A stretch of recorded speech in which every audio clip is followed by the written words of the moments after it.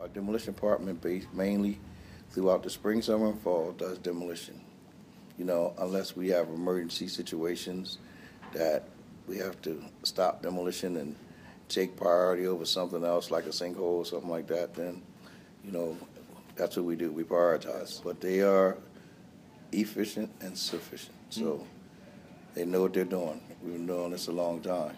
Now, I've noticed that some of these homes are attached to ones that currently have occupants, or are those more complicated jobs? Not necessarily. What you do, you make cuts.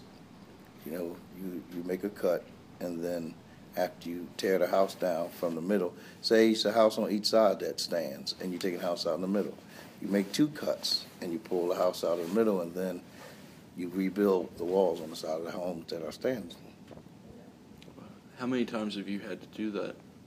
Oh, too numerous to count. And we just do, you know, whatever the project takes, I mean, whatever the task is at hand, that's the task that we take on. Some of them are row homes, and you might have 3 or 4 at one time. You might have to take one, skip one, and take one. It depends on the scenario, you know, that we're in. Are those more complicated than the standalone homes that get demolished? Yes. It's more time, it's more tedious work because it's more handwork. You know, you have a row of homes that you want to take out, you start demolishing. But when you have to take a house that's standing within 2 homes, it means you have a lot of handwork, so it takes more time. You know, when you have a situation like that, the people who live in the adjacent homes, like, can they stay there, or do they have to relocate while you're doing the demo work? No, they can stay. They can stay? Okay. Yes. And how do you actually cut it?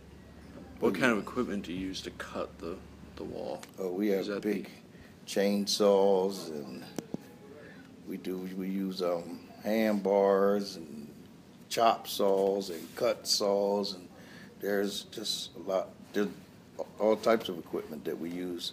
We start with the roof, and sometimes you even have to cut the roof from each side, and then you just tear the roof off. Then you cut the next level from each side, then you tear that level off. It works in scenarios like that when you call cuts.